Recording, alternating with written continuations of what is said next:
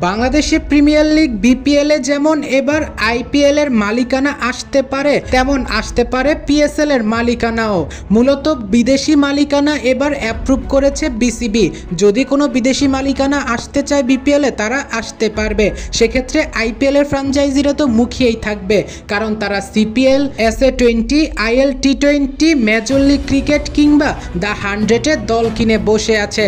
তারা আরও ফ্র্যাঞ্চাইজি পেলে সেখানেও দল কিনবে, এটাই স্বাভাবিক। তবে তার পাশাপাশি পিএসএল এর মালিকানাও আসতে পারে আগামী বিপিএল গুলোতে, কেননা লাহোর কলন্দার্সের মালিক সামিন রানা এবারই বলেছিলেন পিএসএল চলাকালীন ক্রিক ফ্রেন্সির এক ইন্টারভিউতে বলেছিলেন অপরচুনিটি পেলে বিপিএল এর দল কিনবে। গত কয়েকদিন আগে যখন বিসিবি ঘোষণা দিল বিদেশি মালিকানা অ্যাপ্রুভ করা হয়েছে, তখন বাংলাদেশের এক ক্রিকেট সাংবাদিক টুইট করে জানিয়েছিল এবার থেকে বিপিএল এর মালিকানাধীন কোনো বিদেশিতে বাধা নেই, বিদেশি মালিকরা চাইলে নিতে পারবে এবারের দল।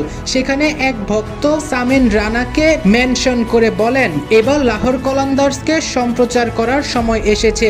আশ্চর্য হলেও সত্য, সামিন রানা সেই প্রশ্নের জবাবও দিয়েছেন, এসে বলেছেন ইনশাল্লাহ, হোপফুল্লি, অর্থাৎ হয়তো তারা বিপিএল এ দল কেনার জন্য বিসিবির সাথে আলোচনা করবে।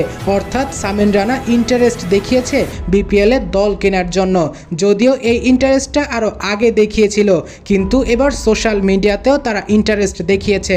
হয়তো বিসিবির সাথে কথা বলে হয়তো আগামী 2026 বিপিএল কিংবা 27 বা 28 এদিকে হয়তো বিপিএল এ লাহোর কলন্দার্সের মালিকানা দেখা যেতে পারে যে কোনো একটি টিমে।